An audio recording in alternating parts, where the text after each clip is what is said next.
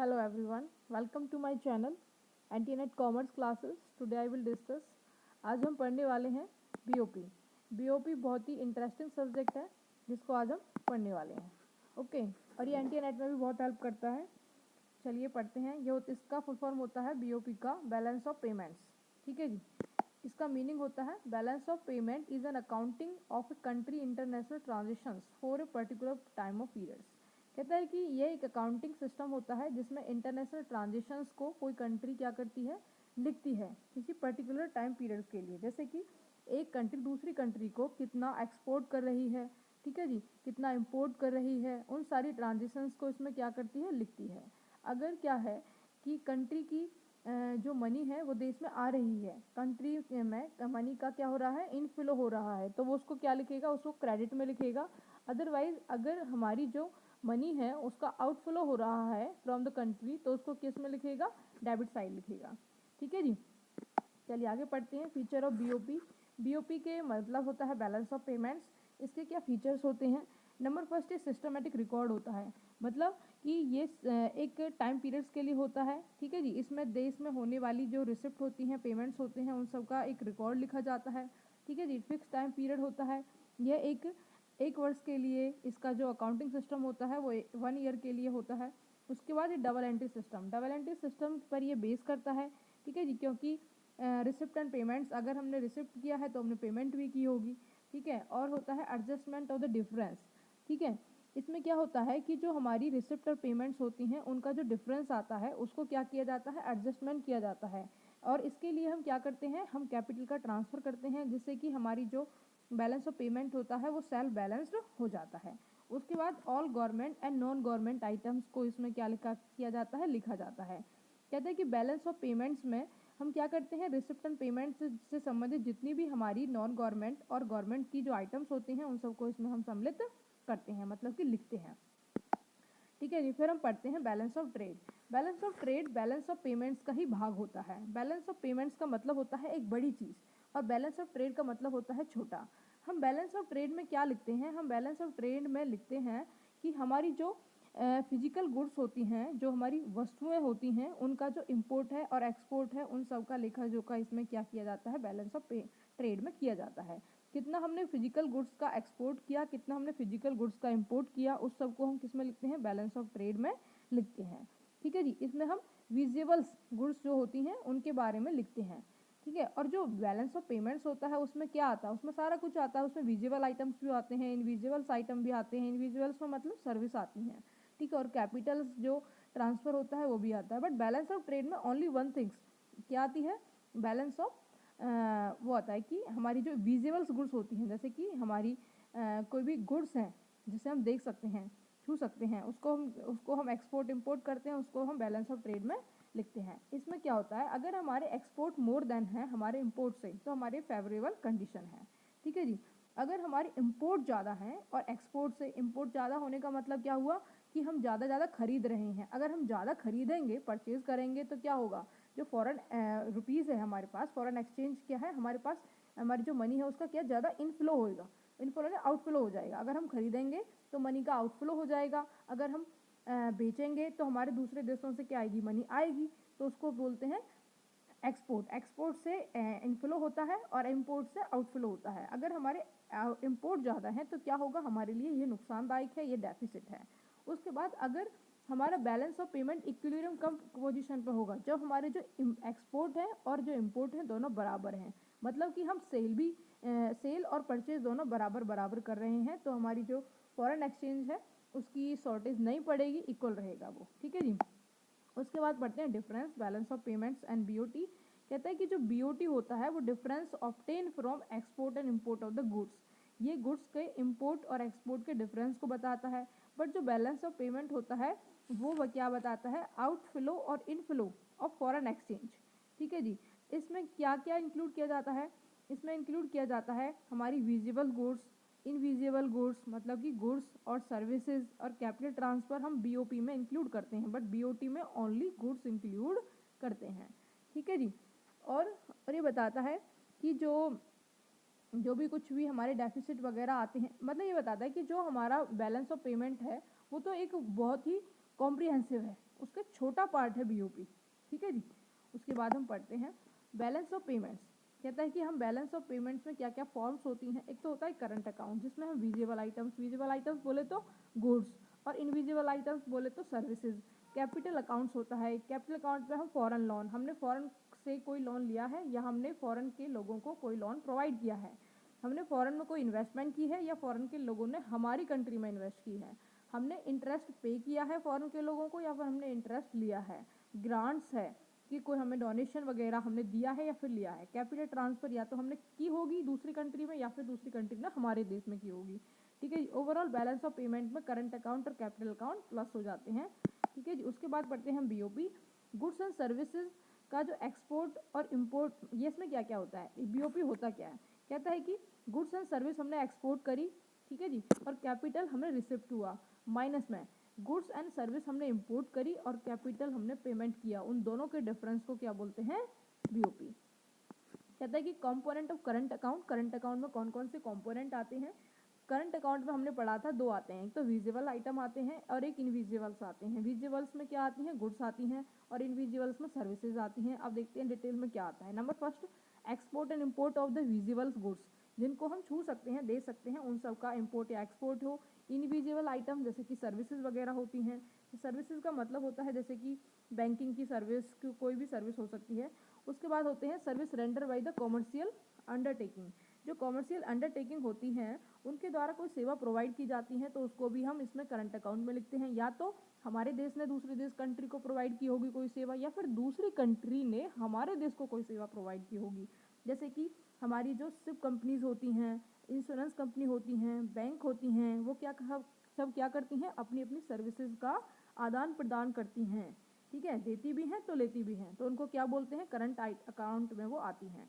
उसके बाद है सर्विस ऑफ एक्सपर्ट्स, जो एक्सपर्ट्स की सर्विस होती है वो उसका भी इसमें इंक्लूड किया जाता है। एक्सपर्ट बोले तो डॉक्टर्स, इंजीनियर्स, ठीक है, सोल्डर्स, जो भी कुछ होते हैं, सोल्जर वगैरह, वो उन सब की जो सेवाएं होती हैं, उन सब की जो सर्विसेज होती हैं, उनका एक देश दूसरे देश फ़ायदा उठाता है, ठीक है जी, उनसे हेल्प लेता है।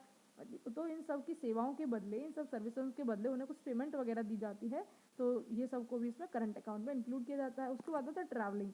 ट्रैवलिंग का मतलब होता है कि हमने कोई कुछ भी, मतलब हम कोई ट्रेड कर रहे हैं या फिर एजुकेशन या फिर हेल्थ, कोई भी हमने किधर घूमने जाना है टूरिस्ट की तरह, ठीक है जी, तो हमने क्या करते हैं, या फिर हमने कोई क्या करना है, इसका मतलब है जैसे कि दूसरे देश के लोग हमारे यहाँ घूमने आए, तो उन्होंने क्या किया, हमारी जो फॉरेन एक्सचेंज है उसका क्या हुआ, इनफ्लो हुआ, क्योंकि यहाँ कर वो खर्च करेंगे, ठीक है जी। अगर हमारे देश के लोग दूसरे देश में क्या गए, घूमने गए दूसरी कंट्री में, तो वो क्या करेंगे, उधर जाके आउटफ्लो करेंगे मनी का, तो ये सब भी इसमें लिखा जाता है। उसके बाद आता है ट्रांसपोर्टेशन। ट्रांसपोर्टेशन बहुत ही महत्वपूर्ण रोल अदा करता है इन जो हमारा ट्रेड है उसमें, व्यापार में, ठीक है जी, बिजनेसेस के लिए। तो ये इसमें क्या किस में लिखा जाता है, ये इनविजिबल आइटम्स में आता है। और इसमें हम क्या लिखते हैं कि हमारा जो देश है अगर वो क्या कर रहा है, हमारी जो कंट्री है अगर वो एक्सपोर्ट कर रही है तो वो क्या करेगी, ट्रांसपोर्टेट यूज़ करेगी ट्रांसपोर्टेशन। अगर वो आयात कर रही है मतलब कि इंपोर्ट कर रही है तब भी इसको यूज़ करेगी। तो इसमें जो भी आइटम्स आते हैं उन सबको करंट अकाउंट में लिखा जाता है। इन्वेस्टमेंट इनकम का मतलब होता है हमारी कंट्री ने किसी और कंट्री में कोई भी अमाउंट जो है इन्वेस्ट कर रखी है, उस पर हमें इंटरेस्ट मिलेगा, ठीक है जी, या हमने कोई बिल्डिंग परचेज करी तो उस पर हमें रेंट मिलेगा, तो ये सब इनकम्स में आती हैं। या फिर किसी अदर कंट्री के लोगों ने हमारे देश में कोई इन्वेस्टमेंट करी, उस पर हम इंटरेस्ट या इनकम जो देते हैं उसको इसमें लिखते हैं। गवर्नमेंट की ट्रांजेक्शन्स को भी इसमें लिखा जाता है, ठीक है जी, जो गवर्नमेंट्स के खर्चे होते हैं उनको भी हम इसमें लिखते हैं, ठीक है। उसके बाद आता है डोनेशन, गिफ्ट्स, ये सब भी इसमें लिखते हैं। और क्या होता है, मिसलेनियस आइटम्स भी इसमें लिखते हैं, जैसे कि लगान हो गया, लगान बोले तो रेंट, ठीक है, पेटेंट, फीस, रॉयल्टीज़, ठीक है, और इस सब को भी इसमें लिखते हैं। और किस में लिखते हैं, अगर हमने मिला है, अगर कोई चीज़ हमें मिली है तो हम उसको लिखेंगे क्रेडिट में, अगर हमने उसको पेमेंट किया है तो हम उसको लिखेंगे डेबिट में। ओके, चलिए आगे पढ़ते हैं। उसके बाद कहता है कि इम्पोर्टेंट ऑब्जर्वेशंस क्या हैं। अगर हमने जो एक्सपोर्ट होते हैं उसको हम पॉजिटिव वे में काउंट करते हैं, बट अगर जो इंपोर्ट होते हैं उसको नेगेटिव वे में। आप सोच रहे होंगे क्यों, क्योंकि अगर हम इंपोर्ट कर रहे हैं तो हमारी फॉरेन एक्सचेंज का इनफ्लो हो जाएगा, अगर हम कुछ खरीद रहे हैं तो हमें पैसा देना पड़ेगा, तो मनी का आउटफ्लो हो जाएगा फ्रॉम द कंट्री। अगर हम एक्सपोर्ट कर रहे हैं तो हम कुछ बेच रहे हैं तो दूसरी वाली कंट्री के लोग उसको खरीदेंगे और हमें मनी का क्या करेंगे, इनफ्लो करेंगे, तो इसलिए हम उसको क्रेडिट में लिखते हैं। उसके बाद कहता है कि गुड्स का जो इम्पोर्ट और एक्सपोर्ट का बैलेंस होता है, ठीक है जी, गुड्स का जो हमने इम्पोर्ट माइनस एक्सपोर्ट हम करेंगे या फिर एक्सपोर्ट माइनस इम्पोर्ट करेंगे, उसका जो बैलेंस आता है उसको हम क्या बोलते हैं, विजिबल बैलेंस बोलते हैं। उसके बाद जो सर्विसेज का इम्पोर्ट और एक्सपोर्ट का जो बैलेंस आता है उसको हम क्या बोलते हैं, इंडिविजुअल बैलेंस ऑफ ट्रेड बोलते हैं।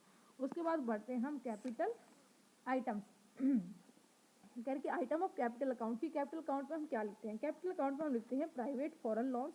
कहते हैं कि हमारा जो कैपिटल अकाउंट होता है उसमें हम लिखते हैं कि हमने फॉरेन से कोई लोन, अगर हमारे देश में हमने किसी दूसरे देश से लोन लिया तो हम उसको लिखेंगे क्रेडिट में। अगर हमने लोन किसी को दिया तो हम उसको लिखेंगे किस में, कहता है कि उसको लिखेंगे हम डेबिट में, ठीक है जी। तो उसको प्राइवेट फॉरेन लोन का इनफ्लो जब होता है तो इसको कैपिटल अकाउंट में लिखते हैं। Movement in banking capital, banking capital की जो भी इनफ्लो आउटफ्लो होगा उसको भी इसमें लिखते हैं, ठीक है जी। उसके बाद हम लिखते हैं ऑफिशियल कैपिटल ट्रांसफ़र। अब ने अगर हमने कोई जो भी हमारे पब्लिक एरिया से या फिर किसी आईएमएफ से, डब्ल्यूटीओ से, वर्ल्ड बैंक से अगर हमने कोई भी लोन लिया है 1991 में, 1991 में क्या आए थे, इकोनॉमिक क्राइसिस आए थे, तो गवर्नमेंट ने क्या किया था, इंडियन गवर्नमेंट ने आईएमएफ वगैरह से क्या लिया था, लोन लिया था। तो उसको क्या बोलते हैं, उसको इनफ्लो बोलते हैं, उसको क्रेडिट में लिखते हैं, ठीक है। अगर अगर वो किसी को देता है, अगर इससे अपोजिट है तो हम क्या करेंगे, उसको डेबिट में लिख देंगे।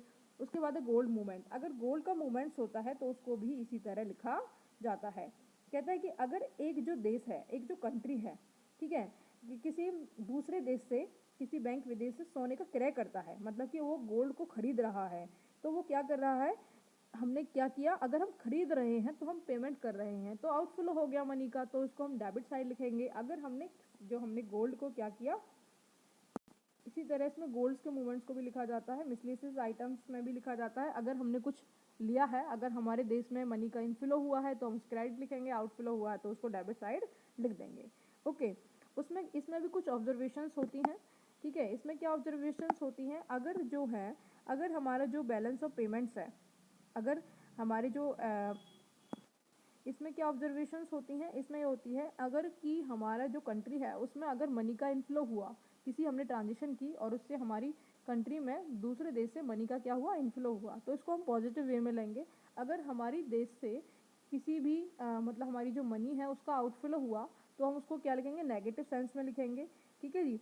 और इसमें हम क्या क्या इंक्लूड करते हैं, foreign direct investment. Foreign direct investment से क्या होता है, फॉरेन डायरेक्ट इन्वेस्टमेंट से होता है कि दूर के जो लोग होते हैं, दूसरे देश की कंट्री के जो लोग होते हैं, वो हमारे देश में क्या करते हैं, इन्वेस्ट करते हैं पैसा। तो इससे क्या होता है, इससे हमारी मनी का क्या होता है, इनफ्लो होता है। और पोर्टफोलियो इन्वेस्टमेंट भी इसमें हम इंक्लूड करते हैं, ठीक है जी। और जो हमारे अदर आइटम्स होते हैं बीओपी में, other than the item of current account and capital accounts में उसमें होते हैं एरर या ओमिशंस। कुछ ऐसे रिकॉर्ड्स होते हैं जिनको हम भूल जाते हैं लिखना, ठीक है जी, तो उनको सही किया जाता है।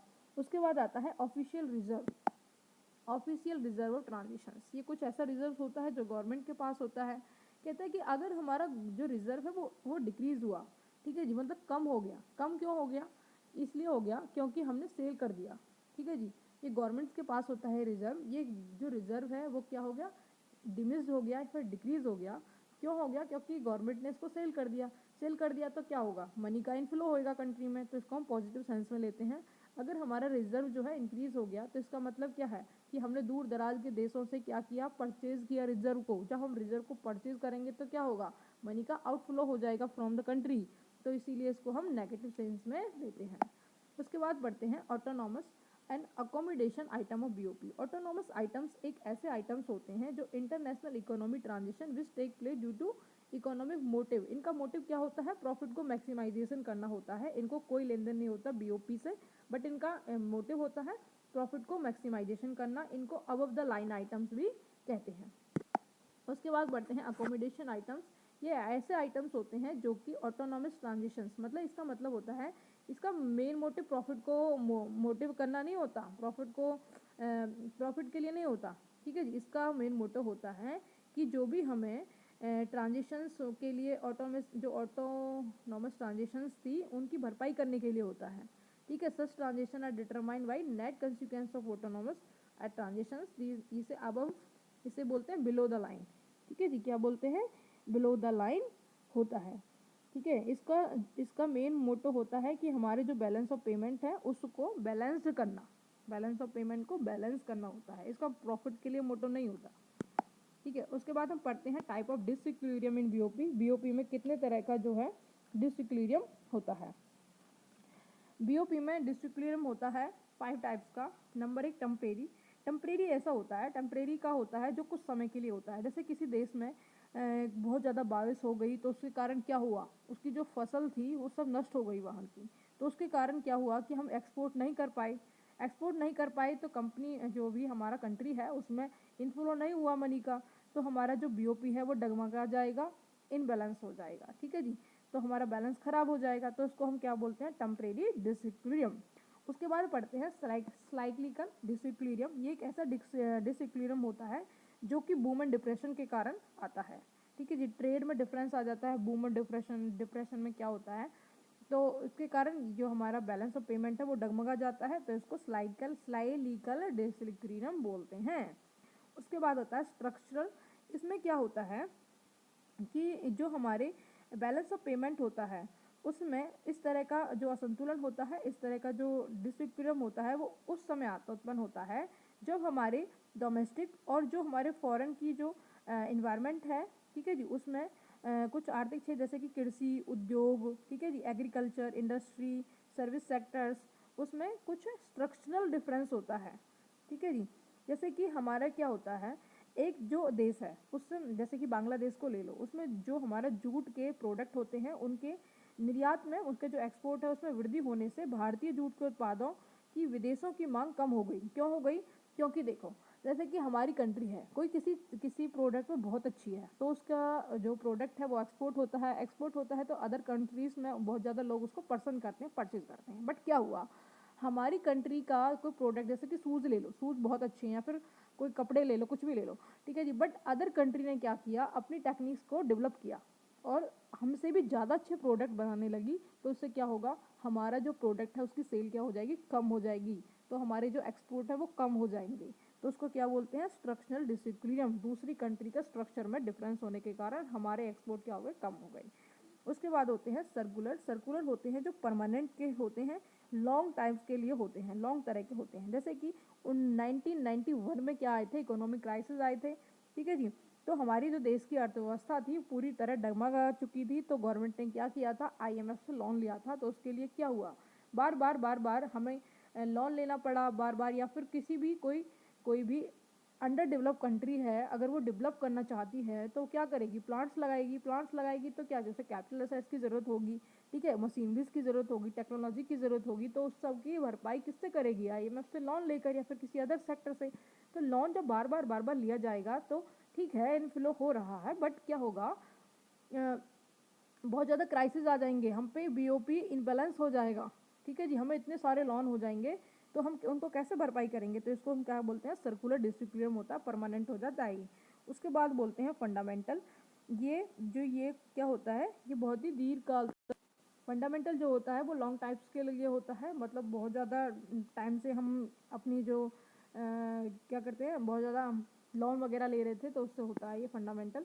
उसके बाद हम पढ़ते हैं cause of disequilibrium in balance of payments. क्यों होता है डिसइक्विलिब्रियम, क्या वजह होती है कि हमारे जो फॉरेन एक्सचेंज है उसको हम मैनेज नहीं कर पाते, ठीक है जी, हमारे इंपोर्ट एक्सपोर्ट से ज़्यादा हो जाते हैं। क्यों हो जाते हैं, हम क्यों इंपोर्ट ज़्यादा कर लेते हैं, उसके लिए पढ़ते हैं नेचुरल कॉजेज। नेचुरल कॉज ये है कि बहुत सारे जो हमारे देश में भूखमरी या फिर कोई सूखा पड़ जाता है या फिर अर्थक्वेक आ जाता है, तो उसके कारण क्या होता है, हमारी जो मतलब उसकी जो फसलें होती हैं, कंपनी होती हैं, वो टूट फूट जाती हैं, तो वो प्रोडक्शन नहीं कर पाती, तो इसके कारण क्या होता है, हमारा जो एक्सपोर्ट है वो नहीं हो पाता। ठीक है, तो उसके कारण नेचुरल रिसोर्स के कारण भी, या फिर नेचुरल कॉज है ये, तो नेचुरल रिसोर्स होंगे कि कौन सी जगह, जैसे कि किसी और जगह, जैसे कि यहाँ पे हमारे देश में क्या मिलता है, मतलब कि हम क्लोथ्स वगैरह अच्छे बना लेते हैं, ठीक है, या फिर हमारे यहाँ फसल अच्छी हो जाती है गेहूँ वगैरह की, तो उससे हम इस सब को इम्पोर्ट कर सकते हैं। बट किसी और कंट्री किसी और चीज़ में रिच होगी तो हमने क्या करना होगा, जैसे हमारे यहाँ तेल नहीं होता, तेल हमने एक्सपोर्ट करना होता है, सॉरी इम्पोर्ट करना होता है। अगर हम इम्पोर्ट करेंगे, ये तो हमें करना ही करना है क्योंकि नेसेसरी की चीज़ है, ठीक है, तो इससे कारण हमारी जो क्या होता है, बैलेंस ऑफ पेमेंट जो है डिसइक्विलिब्रियम हो जाता है। उसके बाद होता है साइक्लिकल नेचर्स फ्लक्चुएशंस। कहता है कि जो हमारा ट्रेड होता है, जो हमारा ट्रेड सर्कल होता है उसमें बूम या डिप्रेशन की कंडीशन आ जाती है, तो उसके कारण भी इसमें चेंजमेंट होता रहता है। उसके बाद है decline in foreign exchange. Foreign exchange के कम होने के कारण भी foreign demand, decline in foreign exchange rate. Foreign exchange rate के भी कम होने के कारण क्या हो जाता है, हमारा जो बैलेंस ऑफ पेमेंट है वो डिसइक्विलिब्रियम हो जाता है। ठीक है जी। ये कहता है कि decline in foreign exchange rate, जैसे कि हमारी कंट्री का जो मतलब मनी है वो क्या है, रुपीज़ है।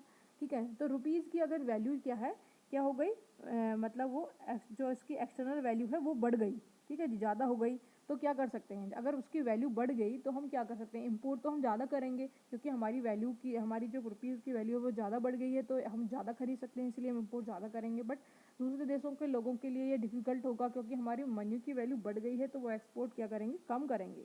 तो एक्सपोर्ट और इंपोर्ट में हो गया डिफरेंस, तो इसीलिए डिसइक्विलिब्रियम हो जाता है। डिक्लाइन द फॉरेन डिमांड, अगर हमारी जो गुड्स हैं उनकी जो डिमांड है फॉरेन में कम हो जाती है, तो क्या हो जाता है, हमारे एक्सपोर्ट नहीं हो पाएंगे, तो इसके कारण क्या होगा, हमारे जो disequilibrium in balance of payments हो जाएगा। उसके बाद होता है change in the term of trade.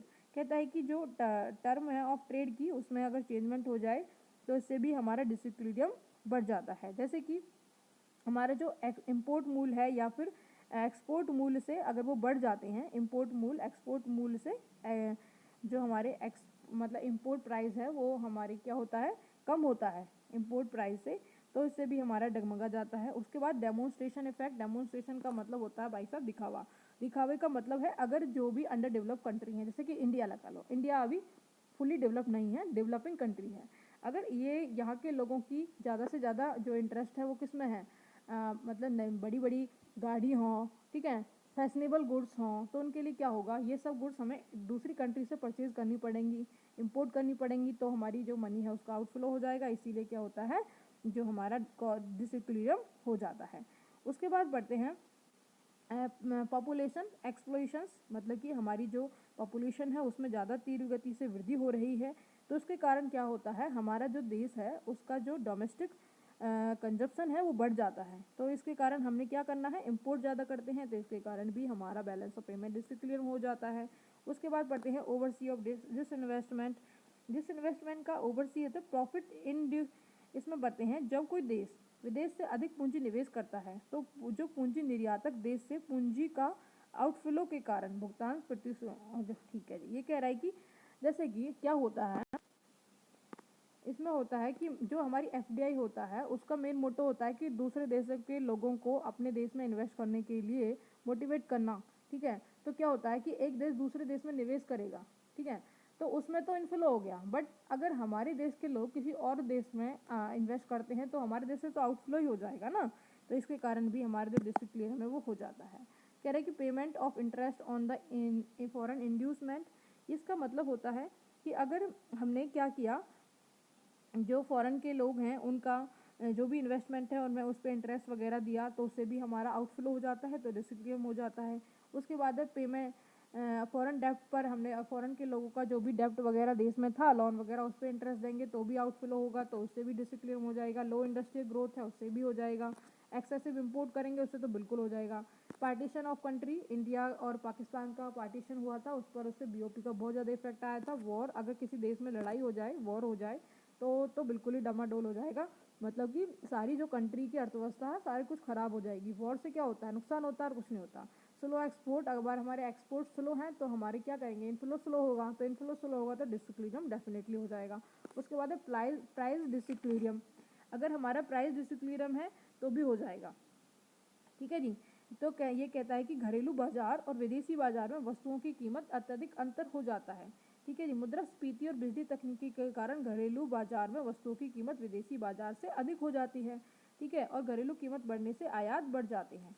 ये कहता है कि अगर कोई ऐसी कंट्री है जिसमें वो अंडर डेवलप कंट्री है, या फिर उसमें कंट्री में क्या हो, इन्फ्लेक्शन हो रहा है, इन्फ्लेक्शन मतलब महंगाई, तो उसके कारण क्या होता है, या फिर वो टेक्नोलॉजिकली बिजली हुई है, तो उस जब वो गुड्स को प्रोड्यूस करेगी उस कंट्री में, तो उसका जो टेक्नोलॉजी की तरफ बिजली हुई है तो उसको जो टेक्नोलॉजी है वो इम्पोर्ट वगैरह करनी पड़ेगी ना। जब इम्पोर्ट वगैरह करेगी तो उसके खर्च बढ़ जाएंगे तो उसके जो गुड्स प्रोड्यूस करी है उसका प्राइस बढ़ जाएगा तो डोमेस्टिक कंट्री में जो उसको बेचेगी तो ज़्यादा प्राइस पे बेचेगी। बट अगर फॉरेन में वही गुड्स किसी सस्ती प्राइस पर मिल रही है तो हम क्या करेंगे, हम उसको क्यों खरीदेंगे डोमेस्टिक वाली को, हम फॉरेन वाली को खरीदेंगे। तो इससे क्या होगा, इम्पोर्ट बढ़ जाते हैं। ठीक है जी, ये सब होता है। चलिए पढ़ते हैं। कहता है कि measure to correct the adverse BOP, हम एडवर्स बीओपी को किस तरह करेक्ट कर सकते हैं। ठीक है जी, बिल्कुल कर सकते हैं अगर हम सही डिसीजन लें सही टाइम पर। कहता है कि इसके लिए हम इकोनॉमिक मेजर्स कर सकते हैं। इकोनॉमिक मेजर में मॉनेटरी मेजर्स क्या है, जैसे डिफ्लेक्शन। अगर हम अपनी क्या करते हैं, डिफ्लेक्शन कर देते हैं, मंदी आ जाती है देश में, सब कुछ क्या हो जाता है, सस्ता हो जाता है, तो हम निर्यात ज़्यादा कर देंगे तो हमारी जो इनफ्लो है वो ज़्यादा हो जाएगा। डिवेल्यूशन ऑफ रुपीज़ का अगर हम डिवेल्यूशन कर देते हैं तो दूसरे देशों के लोग ज़्यादा से ज़्यादा परचेज कर पाएंगे हमारी रुपीज़ से। तो हम क्या करेंगे, हमारा जो क्या हो जाएगा, हमारे जो एक्सपोर्ट है वो क्या हो जाएंगे, बढ़ जाएंगे। ठीक है जी। उसके बाद हो जाता है, कहता है कि अगर हम अपनी रुपीज़ के जो हमारी रुपीज़ है उसके विदेशी मुद्रा के मुकाबले घटा देते हैं तो इससे हमारे आयात महंगे हो जाते हैं और निर्यात क्या हो जाते हैं, सस्ते हो जाते हैं। क्यों हो जाते हैं, क्योंकि हमारे रुपीज़ की वैल्यू गिर गई। ठीक है जी। तो हम जो ज़्यादा से ज़्यादा खरीद सकते हैं। एक्सचेंज रेट डेप्रिसिएट, अगर हमारा जो एक्सचेंज रेट है उसको हम कम कर देते हैं तो उससे भी हमारे जो निर्यात हैं वो बढ़ जाएंगे, मतलब हमारे जो एक्सपोर्ट है वो बढ़ जाएगा और इम्पोर्ट कम हो जाएगा। एक्सचेंज को कंट्रोल, गवर्नमेंट का ये होता है, एक्सचेंज कंट्रोल का मतलब होता है जो हमारा सेंट्रल बैंक है अगर वो एक्सचेंज को अपने हाथ में ले ले तो उसका कंट्रोल करना भी ज़रूरी होता है, इससे हमारे एक्सपोर्ट ज़्यादा और इम्पोर्ट कम हो जाएंगे। एक्सटर्नल डेप्ट का मतलब होता है कि हमने क्या, हमारा जो बैलेंस ऑफ पेमेंट्स होता है वो अनफेवरेबल को दूर करने के लिए जो सरकार फॉरेन से क्या लेती है या अंतर्राष्ट्रीय संस्थाएं, मतलब कि IMF WTO से क्या लेती है, फॉरेन एक्सचेंज में क्या लेती है, ऋण वगैरह लेती है। तो उसके बदले वो इस प्रकार विदेशी मुद्रा राशि एक देश की लेनदारी बन जाती है और इसे भुगतान से इसमें सुधार होता है। मतलब अगर उसका जो बैलेंस ऑफ पेमेंट है वो डिसइक्विलिब्रियम कंडीशन पर है तो वो क्या कर लेगी, IMF से क्या ले लेगी, लोन ले लेगी, तो उसका जो बैलेंस ऑफ पेमेंट है वो क्या हो जाएगा, इक्वल हो जाएगा। उसके बाद बढ़ते हैं नॉन मॉनेटरी में क्या पढ़ते हैं, हम इंपोर्ट पर ड्यूटी लगा दें तो हमारे इंपोर्ट नहीं होंगे। अगर हम कोटा डिसाइड कर दें कि भाई इससे ज़्यादा नहीं इंपोर्ट कर सकता तो उस पर ही रिस्ट्रिक्शन, और नॉन एसेंशियल गुड्स, जो एसेंशियल गुड्स नहीं हो उस पर रिस्ट्रिक्शन लगा दें। ठीक है, इंपोर्ट के जो गुड्स इंपोर्ट की जा रही हैं उनके लिए सब्सिट्यूट प्रोवाइड कर दें तो भी इंपोर्ट कम हो जाएंगे। एक्सपोर्ट को प्रमोशन करें, बस ज़्यादा से ज़्यादा उन्हें मतलब ग्रांट वगैरह प्रोवाइड करें जिससे कि वो एक्सपोर्ट ज़्यादा करें हमारी कंट्री। इंकरेजमेंट ऑफ FDI को इंकरेजमेंट करें, दूसरे लोगों को दूसरे देश की कंट्री के लोगों को हम मोटिवेट करें कि वो हमारे देश में अपना पैसा लगाएं तो उससे हमारे जो मनी का इनफ्लो है वो बढ़ जाएगा। इंक्रीज प्रोडक्शन ज़्यादा करेंगे तो एक्सपोर्ट ऑफकोर्सली ज़्यादा हो जाएगा। अट्रैक्टिंग फॉरेन के टूरिस्ट को हम अट्रैक्ट करें अपनी तरफ तो वो क्या होगा, मनी का वो इनफ्लो करेंगे तो इससे हमारी जो बैलेंस ऑफ पेमेंट डिसिप्लिन में वो ठीक हो जाएगा। उसके बाद है पॉलिटिकल रीजन में कहता है कि check on the political alliance. इसका मतलब होता है कि राजनीतिक गठबंधनों पर रोक। हमने जो पॉलिटिकल अलायंस, मतलब एक देश दूसरे देश के साथ अलायंस में होता है तो उसको रोकना है, उसको रिमूव करना है, ताकि जो जैसे कि उसके साथ वो अलायंस में हो गया तो जो कंट्री है, जो होम कंट्री है, वो फ्रीडम उसको नहीं मिल पाती कि वो अपने जो डिसिक्विलिब्रियम से को ठीक करने के लिए कुछ स्टेप्स ले सके, तो इसके लिए हमें इसको रोकना है। पॉलिटिकल एडमिनिस्ट्रेशन थ्रिफ्टनेस कहता है कि राजनीतिक और प्रशासनिक मितव्ययिता, मतलब कि जो मतलब हमने क्या कराना है, थ्रिफ्टनेस को अपनाना है। हमारी जो पॉलिटिकल है, एडमिनिस्ट्रेशन है, उसको थ्रिफ्टनेस को अपनाना है। जो हमारी अनावश्यक विदेशी दौरे हैं, मतलब हमने दूसरे देश को जाना है, जैसे कि उनको नहीं जाना है। ठीक है, क्योंकि अगर उधर कोई जाएगा विदेश में तो क्या होगा, मनी का आउटफ्लो लेके जाएगा, तो हमने नहीं जाना है, अगर ज़रूरी नहीं है तो नहीं जाना है। उसके बाद है चेंज द पॉलिटिकल आइडियोलॉजी, हमने जो पॉलिटिकल आइडियोलॉजी है उसको भी चेंज करना है, मतलब जो हमारी राजनीतिक सोच है उसमें सकारात्मक परिवर्तन भी भुगतान से इसकी स्थिति को सुधारने में सहायक होते हैं। कहता है कि अगर हमारा जो पॉलिटिकल आइडियोलॉजी है उसको हम चेंज करेंगे, उनके माइंड्स को चेंज करेंगे तो ऑफकोर्स हमारा ये ठीक हो जाएगा। उसके बाद पढ़ते हैं सोशल का मतलब होता है स्वदेशी को अपनाएं, मतलब कि अपनी कंट्री के गुड्स जो हैं वही परचेज करनी है। फॉरेन की अगर हम उनके बीच में देश प्रेम जगाएंगे भाई, अपने देश की गुड्स को प्रोड्यूस करें, परचेज करें, दूसरे देश को की गुड्स को परचेज ना करें, जैसे कि बाबा रामदेव ने चलाया है। उसके बाद इंटरनेशनल मेजर्स में होते हैं कि हमारी जो बैलेंस ऑफ पेमेंट की डेफिसिट होता है उसको निपटने के लिए बहुत सारे सार्क, ईओपी वगैरह हमारे हेल्प करते हैं इसको मैनेज करने में। ओके, तो इसीलिए हमें इंटरनेशनल मेजर्स को भी ध्यान में रखना चाहिए। बीओपी अगर हमारा ख़राब हो गया है तो हमने क्या करना है, सार्क, ईयू, डब्ल्यूटीओ, ठीक है, ब्रिक्स वगैरह के साथ हमने अलायंस करना है, जिससे हम इससे निबर सकते हैं। ठीक है जी, thank you so much for watch the video, thank you.